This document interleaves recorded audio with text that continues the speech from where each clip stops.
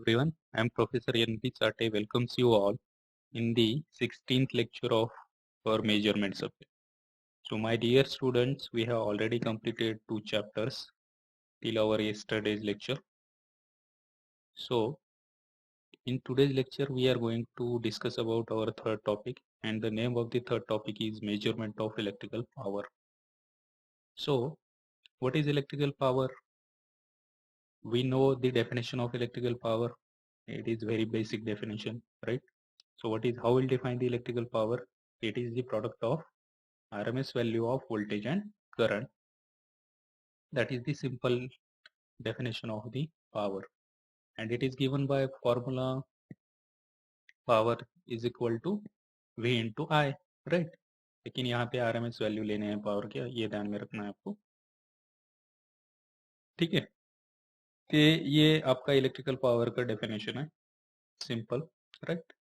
सो power measure करने के लिए अभी वोल्टेज और करंट की ज़रूरत है आपको, तो आपको सर्किट में क्या करना होगा, एक वोल्ट मीटर और एक एमीटर कनेक्ट करना होगा, right? So we know that in the circuit, in any circuit, the ammeter is always connected in series with the load, and voltmeter is always connected across the load or in parallel with the load, because the ammeter coil resistance is low and voltmeter coil resistance is high. आपल्याला माहित आहे कुठल्याही measuring सर्किटमध्ये जेव्हा आपण ammeter connect करतो तेव्हा ते ॲमीटर कधीही लोडच्या सिरीजमध्ये कनेक्ट करायचं असतं आणि व्होल्टमीटर कनेक्ट करते वेळेस कधीही लोडच्या पॅरलमध्ये कनेक्ट करायचं असतं, कारण ॲमीटरच्या कॉइलचा रेजिस्टन्स हा लो असतो आणि व्होल्टमीटरच्या कॉइलचा रेजिस्टन्स हा हाय असतो.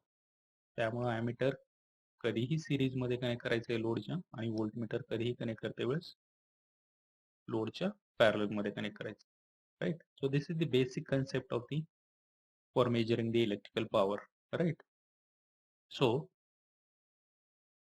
first of all, here we'll see some types of the electrical power. ठीक है, पहिल्यांदा आपण इलेक्ट्रिकल पॉवरचे टाइप्स पाहू. ठीक आहे, so there are 3 types of the electrical power. First one is the active power, second one is the reactive power, and third one is the apparent power. So how will define active power? Active power is denoted by symbol capital P, and it is given by the definition: active power is the product of voltage and current and cosine of the angle, phase angle between voltage and current. Active power म्हणजे simply product आहे voltage आणि करंटचा, आणि cosine of the phase angle, जो voltage आणि current मधला phase angle आहे cosine angle, cosine of the phase angle घ्यायचा आहे, आणि व्होल्टेज आणि करंट या तिन्हीचं जे मल्टिप्लिकेशन आहे म्हणजेच प्रोडक्ट आहे त्याला म्हणतो आपण ऍक्टिव्ह पॉवर. ठीक है, याचं यूनिट असतं, इसका जो यूनिट होता है वो होता है वैट और किलोवाट. वैट छोटा यूनिट है सबसे, उससे बड़ा यूनिट रहेगा किलोवाट यानी KW, और उससे भी बड़ा यूनिट रहेगा आपका मेगावाट, दैट इज MW. तो डेफिनेशन के हिसाब से अपन उसको फॉर्मूला क्या लिख सकते हैं पावर का, एक्टिव पावर का? P is equal to VI cos phi, क्योंकि प्रोडक्ट बोला है अपन ने वोल्टेज एंड करंट का, लेकिन यहाँ पे भी प्रोडक्ट जो ले रहे हैं हम वोल्टेज एंड करंट का, उसके RMS वैल्यू ही लेना है, ध्यान में रखो, वोल्टेज एंड करंट के RMS वैल्यू ही लेना है. ठीक है, so P is equal to VI cos phi. Cosine of the phase angle बोला है, तो फेज एंगल आपका यहाँ पे फाई रहेगा, ये दोनों वोल्टेज एंड करंट में. सो VI cos phi, this is the general formula for the active power. और अगर इन टर्म्स ऑफ रेजिस्टेंस के फॉर्म में अगर पावर को डिफाइन उसका फॉर्मूला लिखना है आपको, तो सिंपल फॉर्मूला रहेगा I²R वैट. ठीक है, तो ये आपकी एक्टिव पावर. सेकंड पावर है आपकी reactive power. So how will define reactive power? ये दोनों का डेफिनेशन सेम ही है. ठीक है, सिर्फ यहाँ पे कोसाइन एंगल लेते हैं, यहाँ पे साइन एंगल लेते हैं. So how will define reactive power? Reactive power is denoted bye symbol Q, and it is the product of voltage and current and the sine of the angle, phase angle between voltage and current. ठीक है, ये भी product ही है voltage and current का, और यहाँ पे भी आपको इसके वोल्टेज एंड करंट की RMS वैल्यू ही लेना है, लेकिन एंगल कौन सा लेना है, फेज एंगल, साइन एंगल लेना, ठीक है। तो ये डेफिनेशन है, ये दोनों डेफिनेशन में सिर्फ यहाँ पे कोसाइन एंगल लिया है और यहाँ पे साइन एंगल लिया है, इतना ही डिफरेंस है, ये ध्यान में रखो, ठीक है। नाउ इसका यूनिट होता है वोल्ट एम्पियर रिएक्टिव, यानी VAR, और उससे बड़ा यूनिट रहेगा kilo volt ampere reactive, KVAR, और उससे भी बड़ा यूनिट रहेगा मेगा वोल्ट एम्पियर रिएक्टिव, ठीक है। तो MVAR ये उसका यूनिट है। तो इसका फॉर्मूला क्या लिख सकते हैं अपन, Q is equal to VI sine phi, ठीक है। यहाँ पे साइन है, यहाँ पे कॉस है सिर्फ, ठीक है। और अगर रिएक्टेंस के फॉर्म में रिएक्टिव पावर को डिफाइन या फिर उसका फॉर्मूला लिखना है आपको, तो उसका फॉर्मूला रहेगा I square into x, x is the reactance. यहाँ पे जैसे हमने रेजिस्टेंस लिया वैसे यहाँ पे आपको रिएक्टेंस लेना, ठीक है। तो ये है आपकी रिएक्टिव पावर, राइट। थर्ड जो पावर है वो है आपकी apparent power, it is denoted by S. So this is simply the product of RMS voltage and RMS current. ये सिंपली प्रोडक्ट है आपके RMS voltage and RMS current का, ठीक है। So it represents the total power supplied by the source. ये जो apparent power है ये क्या रिप्रेजेंट करती है, जो टोटल पावर सप्लाइड कर रहा है सोर्स उसको ये रिप्रेजेंट करती है। यानी अपनी जो टोटल पावर रहेगी जो सोर्स ने सप्लाई की है उसको ही बोलते हैं अपन apparent power, it is denoted by S. और इसका यूनिट रहेगा वोल्ट एम्पियर VA, और उससे बड़ा यूनिट रहेगा किलो वोल्ट एम्पियर यानी KVA, और उससे भी बड़ा यूनिट रहेगा मेगा वोल्ट एम्पियर यानी MVA, ठीक है। इसका और इसका यूनिट आपको सेम दिख रहा है, ठीक है। सिर्फ यहाँ पे एक वर्ड ऐड होता है रिएक्टिव लास्ट में, तो उसकी वजह से इसको रिएक्टिव पावर का ये यूनिट है, ये ध्यान में रखना है। दोनों के यूनिट में कंफ्यूजन नहीं होना चाहिए। यहाँ पे वोल्ट एम्पियर है सिर्फ, यहाँ पे वोल्ट एम्पियर रिएक्टिव है, यहाँ पे किलो वोल्ट एम्पियर है, यहाँ पे किलो वोल्ट एम्पियर रिएक्टिव है। सिर्फ रिएक्टिव वर्ड इसके आगे ऐड करना है रिएक्टिव पावर में, ठीक है। ये दोनों यूनिट में कंफ्यूजन नहीं होना चाहिए, ठीक है। और इसका जो फॉर्मूला है S is equal to V into I है, लेकिन ये RMS वैल्यू है दोनों के, वोल्टेज एंड करंट के। और जैसे हमने यहाँ पे in terms of resistance, in terms of reactance का फॉर्मूले बोले थे एक्टिव एंड रिएक्टिव पावर के, वैसे एपरेंट पावर का फॉर्मूला है I स्क्वायर इंटू जेड। तो Z is the impedance, Z आपका रहेगा यहाँ पे इम्पिडेंस। तो आपको ये कन्वर्जन यूनिट मालूम होनी चाहिए, ठीक है। कन्वर्जन यूनिट आपको मालूम होनी चाहिए कि यहाँ पे जो आपने ये फॉर्मूला लिखा है I स्क्वायर आर, यहाँ पे क्या लिखा है, रेजिस्टेंस के फॉर्म में फॉर्मूला लिखा है ये एक्टिव पावर का। ये आपका रिएक्टिव पावर का फॉर्मूला आपके रिएक्टेंस के फॉर्म में फॉर्मूला लिखा है, और यहाँ पे एपरेंट पावर का फॉर्मूला अपन ने इम्पीडेंस के फॉर्म में लिखा है, ठीक है। तो यहाँ पे आपको ये कन्वर्जन यूनिट मालूम होनी चाहिए। यहाँ पे सबसे जो छोटा यूनिट है ये है आपका एक्टिव पावर का वैट, बाद में किलो आता है, बाद में मेगा आता है, तीनों तीनों यूनिट में। तो किलो के लिए 10⁻³ लेना है यानी 1000, और मेगा के लिए 10⁻6 लेना है, ठीक है। अगर मेगावाट का कन्वर्जन वैट में करना है तो 10⁻6 लेना है, और अगर किलो का कन्वर्जन, अगर किलो वैट का कन्वर्जन या फिर आप किलो वोल्ट एम्पियर का कन्वर्जन वोल्ट एम्पियर में करना है तो किलो के लिए कन्वर्जन यूनिट रहेगा 10⁻3। क्लियर है, समझ में आया।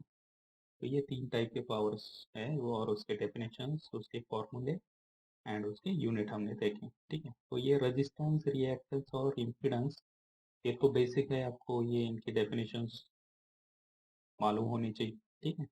तो आई होप सबको ये डेफिनेशंस मालूम है, ठीक है।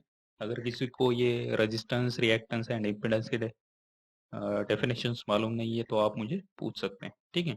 Now will C detail description of these powers.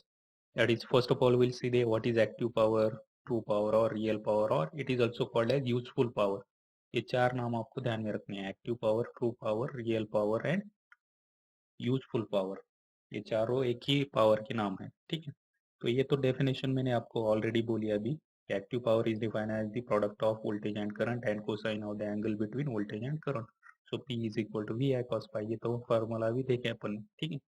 इसकी दूसरी एक डेफिनेशन है एक्टिव पावर की, that is the true power और real power is also defined as the average power taken by or consumed by the given AC circuit. जो भी average power आपका circuit take कर रहा है या फिर वो कंज्यूम कर रहा है, उस एवरेज पावर को ही अपन बोलते हैं ट्रू पावर और रियल पावर। जो एवरेज पावर आपका गिवन एसी सर्किट कंज्यूम कर रहा है या उसको वो पावर टेकन कर रहा है, उसी को बोलते हैं ट्रू पावर और रियल पावर, ठीक है। और इसका फॉर्मूला ऑलरेडी मैंने ऊपर बोला है कि P is equal to VI cos phi, ठीक है। So here the active power is measured in watts और किलोवैट्स। जो एक्टिव पावर है आपकी, वो एक तो हम वैट में या फिर किलो वैट में उसको मेजर करते हैं। इसका यूनिट भी हमने ऑलरेडी ऊपर देखा है, ठीक है। Now here the active power is power consume by the circuit, hence it is called as useful power. Active power जो है आपकी, वो आपका सर्किट पावर कंज्यूम करता है, तो उसको वजह से वो यूजफुल पावर होती है, ठीक है। एक्टिव पावरला दुसरं नाव काय सांगितलं मी? Useful power. एक्टिव पावरला 4 नाव आहेत: active power, true power, real power किंवा यूजफुल पावर। एक्टिव पावरला यूजफुल पावर कशामुळे म्हटलं? कारण जे पावर जे सर्किट आपली पावर कंझ्युम करतं, ती असते आपली ऍक्टिव्ह पॉवर, ठीक आहे। आणि म्हणून त्याला युजफुल पॉवर म्हटलेलं आहे, कारण पॉवर कंझ्युम करतं ते सर्किट, ठीक आहे। तो true power represent the useful percentage of the total power supplied by the source. म्हणून ट्रू पॉवर काय रिप्रेझेंट करतं? Useful percentage of the total power supplied by the source. Useful percentage of the total power, total पॉवरचं जे useful percentage आहे ते source supply करतं, ते represent करण्याचं काम आपली ट्रू पॉवर करत असते। क्लियर? समझ में आया कि ट्रू पावर रिप्रेजेंट क्या करता है? Useful percentage of the total power supplied by the source. जो भी टोटल पावर सप्लाई कर रहा है सोर्स, उसका यूजफुल परसेंटेज रिप्रेजेंट करने का काम ये ट्रू पावर करती है। और जो टोटल पावर सप्लाई करता है सोर्स, वो क्या होती है आपकी? वो होती है ये एपरेंट पावर, ये आपकी टोटल पावर होती है, ठीक है। समझ में आया? So here the real power increases with increase in the resistive part of the load impedance। जो रियल पावर है वो इंक्रीज होती है जब आपका रेजिस्टिव पार्ट इंक्रीज होता है लोड इम्पीडेंस का। लोड इम्पीडेंस का जब रेजिस्टिव पार्ट इंक्रीज होता है तब आपकी रियल पावर इंक्रीज होती है। तो लोड इम्पीडेंस यानी इम्पीडेंस का फॉर्मूला मालूम है आपको अभी? इम्पीडेंस यानी जेड बोला था मैंने आपको, ठीक है। तो Z is equal to, formula क्या लिख सकते हैं अपन? Z is the combination of resistance plus j of X बोलते हैं अपन, j of X. Z is equal to R plus j of X. This is the impedance, ठीक है। That is how will define impedance. It is the combination of resistance and reactance. Combination के लिए यहाँ पे plus sign लेते हैं, और ये रेजिस्टेंस एंड रिएक्टेंस, एक्स यानी आपका रिएक्टेंस रहेगा, ये दोनों का कॉम्बिनेशन होता है इम्पीडेंस, ठीक है। और ये जे आपका इमेजिनरी पार्ट होता है, क्योंकि आप ईसीएन में भी देखा होगा कि ये आपका जे यानी आपका इमेजिनरी पार्ट है और ये रियल पार्ट है आपका, ठीक है। तो ये लोड इम्पीडेंस का फॉर्मूला है। अभी इसमें क्या बोला है कि रियल पावर आपकी इंक्रीज होती है, ठीक है, जब आपका रेजिस्टिव पार्ट इंक्रीज होता है। यानी आपका रेजिस्टिव यानी ये पार्ट आपका जब इंक्रीज होता है, ठीक है, यानी रेजिस्टेंस की वैल्यू जब इंक्रीज होती है, तब आपकी रियल पावर क्या होती है? इंक्रीज होती है। Where as it decreases with increase in the reactive power.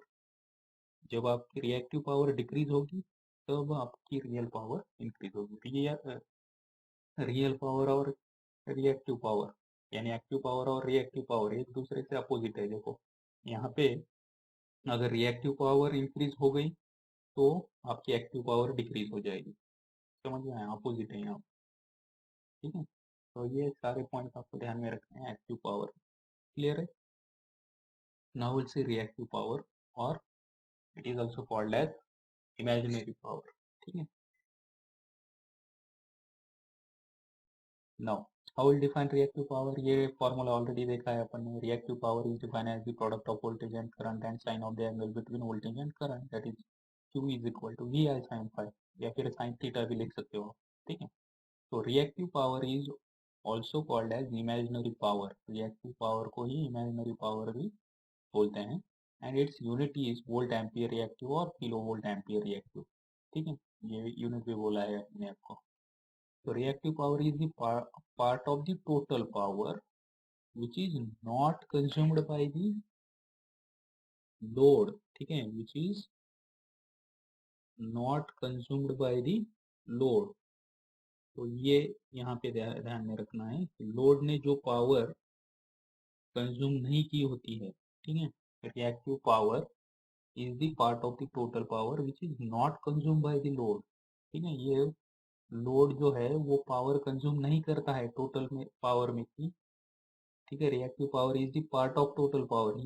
Reactive power he total power का ही पार्ट है जो लोड यहाँ पे वो पावर को कंज्यूम नहीं करता है। ठीक है, ये ध्यान में रखो। और एक्टिव पावर आपका सर्किट क्या करता है, वो पावर कंज्यूम करता है। ठीक है, ये अपोजिट है।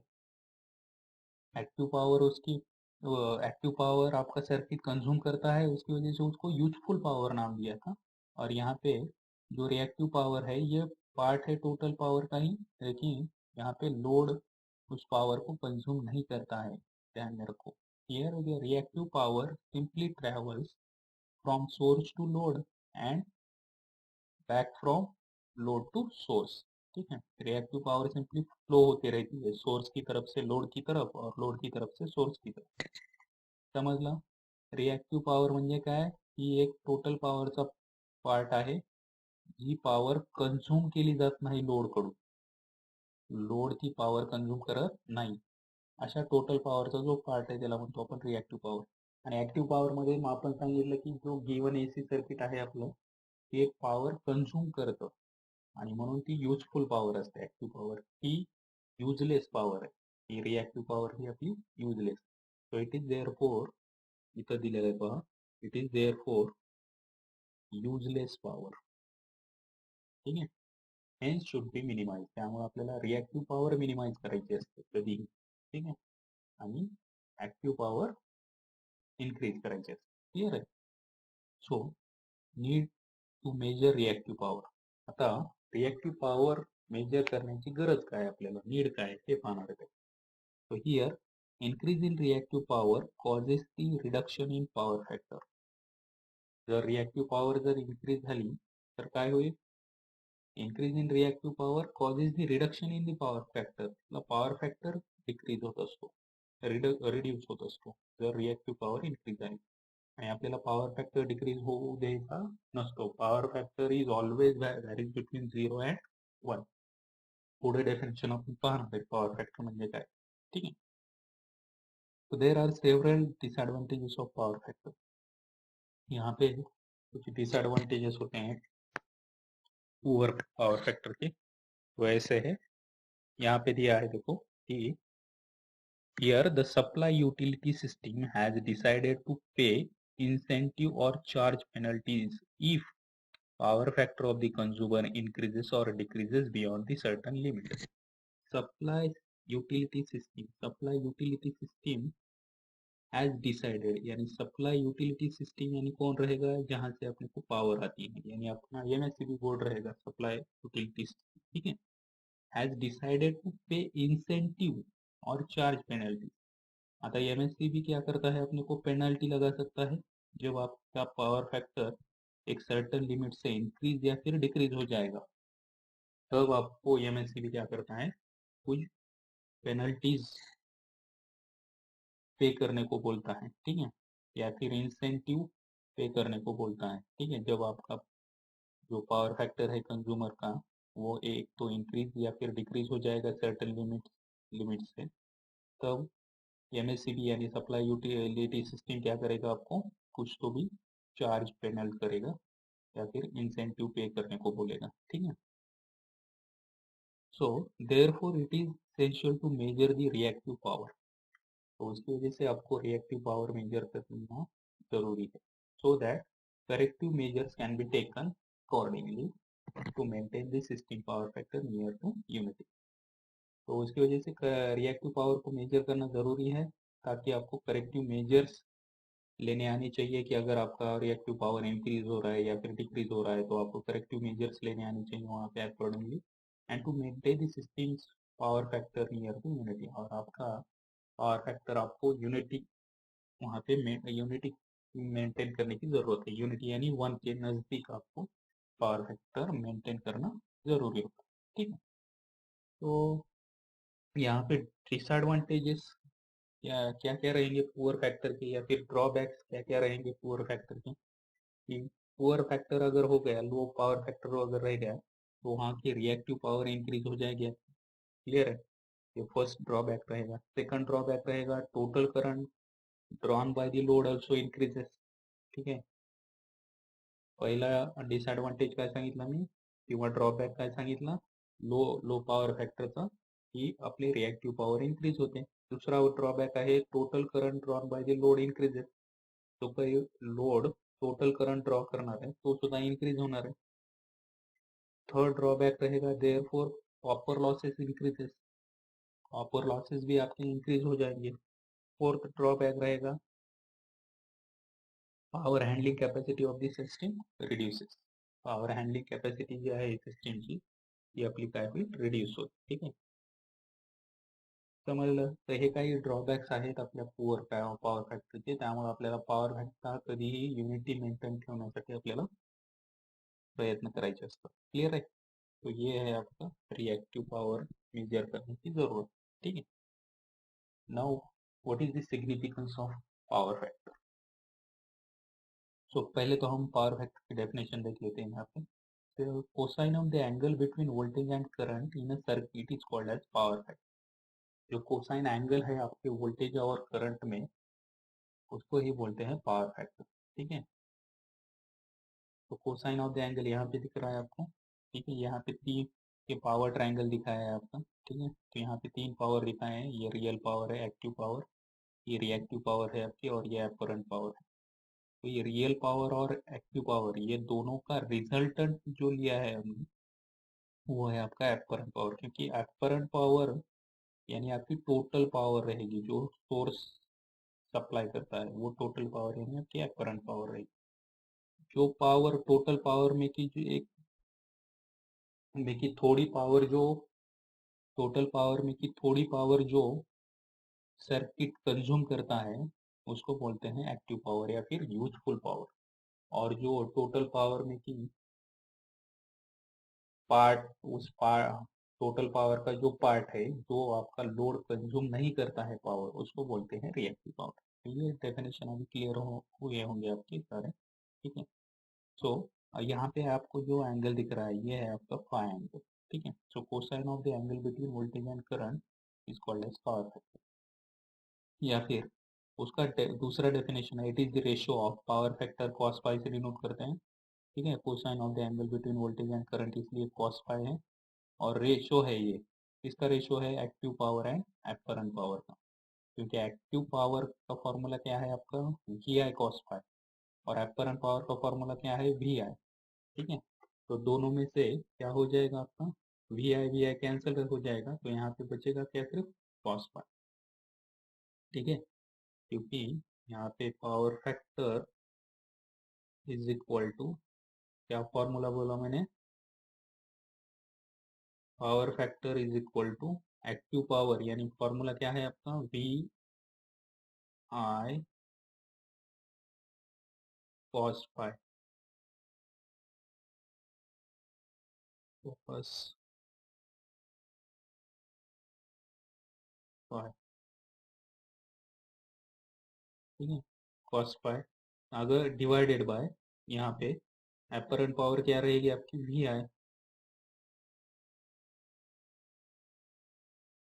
तो यहाँ पे वी आई है और यहाँ पे भी वी आई है, तो वी आई कैंसिल होने के बाद क्या बचेगा, सिर्फ यहाँ पे कॉस फाई, ठीक है।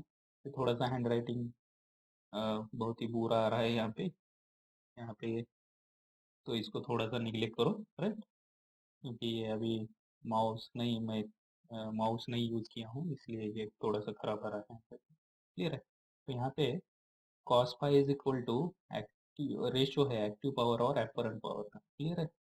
समझ में आया? So it is a measure of real power in a circuit. Significance क्या है? It is a measure of real power in a circuit. In inductive and capacitive circuit causes low power factor. Inductive और capacitive circuit की वजह से वहाँ पे लो power factor हो सकता है। ठीक है? Low power factor causes increase in current. जर लो पॉवर फॅक्टर असेल आपला तर इथला करंट इन्क्रीज होतो आणि करंट जर इन्क्रीज झाला तर resulting in increase in copper losses in the system. कारण करंट जर इन्क्रीज झाला तर पॉवरचा फॉर्म्युला काय आपला P is equal to I square R म्हणतो आपण. ठीक आहे? कॉपर लॉसचा formula P is equal to I square R म्हणतो आपण आणि करंट जर इन्क्रीज झाला तिथला तर मग कॉपर लॉसेस सुद्धा काय होतील आपले इन्क्रीज होतील. तो लार्ज केव्हीए रेटिंग इक्विपमेंट. ठीक आहे? लार्ज केव्हीए इक्विपमेंट लागेल मग आपल्याला KVA rating equipment.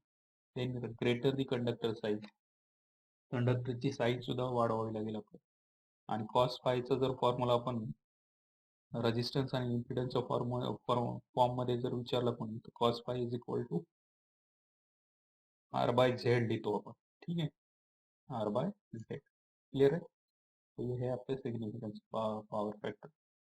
Now here higher the power factor then larger is the percentage of useful power out of the total power. Power factor high म्हणतो आपण. मी सांगितलं की power factor is always varies between 0 to 1. तो higher दी power factor म्हणजे 1च्या जवळपास जर power factor असेल आपला then the larger is the percentage of useful power. The percentage जे असेल युजफुल पॉवरचं ते लार्जर असणार आहे. ठीक आहे? Out of the total power म्हणतो. And lower the power factor smaller is the percentage of the useful power out of the total power. Clear? So therefore, for all practical purposes, power factor should be always near to unity. त्यामुळे सगळे practical पर्पजेससाठी power factor आपला युनिटीच्या जवळपासच असायला पाहिजे. म्हणजे 0 आणि 1च्या मध्ये.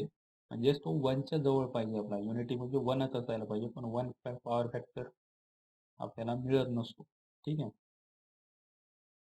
कारण काही लॉसेस होतात त्यामुळं युनिटी पॉवर फॅक्टर मेंटेन करता येत नाही आपल्याला. 0.9 0.92 95 0.96 असा पॉवर फॅक्टर असतो आपला कधी. ठीक आहे? Then next for pure resistive circuit power factor is unity. अब ये ध्यान में रखना है आपको कि रेजिस्टिव सर्किट के लिए पावर फैक्टर कैसा होता है? यूनिटी होता है. ठीक है? For inductive circuit power factor is lagging always. ठीक है? रेजिस्टिव सर्किट के लिए पावर फैक्टर यूनिटी ही होता है कभी भी. इंडक्टिव सर्किट के लिए पावर फैक्टर कभी भी लैगिंग ही होता है. ठीक है? ये यूनिटी है. इंडक्टिव सर्किट के लिए आपका लैगिंग है और कैपेसिटिव सर्किट के लिए कैसा रहेगा फिर? ये लीडिंग में रहेगा. Power factor is leading capacitive circuit. Unity power factor यानी यहाँ पे voltage and current in phase में रहेंगे. लैगिंग पावर फैक्टर यानी उसका मीनिंग है आपका करंट वोल्टेज से लैगिंग कंडीशन में है और कैपेसिटिव सर्किट में यहाँ पे पावर फैक्टर लीडिंग है यानी आपका करंट वोल्टेज से लीडिंग में है. ठीक है? तो लीडिंग लैगिंग कंसेप्ट आपने इसी में पढ़ा होगा, इतना डिटेल जाने की जरूरत नहीं है. ठीक है? तो since the power factor is the ratio of R and Z it improves with the increase in resistive part of the impedance. Resistive part अगर इंक्रीज हो गया आपके इम्पिडेंस का तो आपका पावर फॅक्टर क्या हो जाएगा? इम्प्रूव्ह हो जाएगा. ठीक आहे? कारण पॉवर फॅक्टर म्हणजे रेशो आहे आपला कशाचा? Cos phi is equal to R by Z म्हणतो आपण. ठीक आहे? इथं फॉर्म्युला मी दाखवलं तुम्हाला. तर रजिस्टिव्ह पार्ट जर लोड इम्पिडन्सचा इन्क्रीज झाला तर आपला पॉवर फॅक्टर सुद्धा काय होणार आहे? क्लिअर आहे? कारण पॉवर फॅक्टर हा आरला डायरेक्टली प्रोपोर्शनल असणार. cos phi is directly proportional to R and cos phi is inversely proportional to Z. म्हणजे रेजिस्टिव्ह पार्ट इन्क्रीज झाला तर पॉवर फॅक्टर सुद्धा काय होणार आहे आपला? इन्क्रीज होणार. क्लिअर? तर इथं 2 पॉवर ट्रायंगल दाखवलेले. पॉवर ट्रायंगल बऱ्याच वेळेला विचारतात ड्रॉ करा म्हणून एक्झाम मध्ये. ठीक आहे? तर हा जो पॉवर फॅक्टर आहे, पॉवर ट्रायंगल आहे तो आहे आपला आरसी सर्किट साठी. आणि हा जो पॉवर फॅक्टर आहे हा जो पॉवर फॅक्टर आहे तो आहे आपला आर एल सर्किट साठी. आणि हा जो पॉवर फॅक्टर आहे पॉवर ट्रायंगल जो आहे हा तो आहे आपला RC सर्किटसाठी आणि हा पॉवर ट्रायंगल आहे आपला RL सर्किटसाठी. क्लिअर? हे दोन्ही ट्रायंगल तुम्हाला ड्रॉ करता आले पाहिजे. Clear? So we will stop here. ठीक आहे, and we'll meet in the next lecture. So thank you for watching this video lecture. Right? Thank you.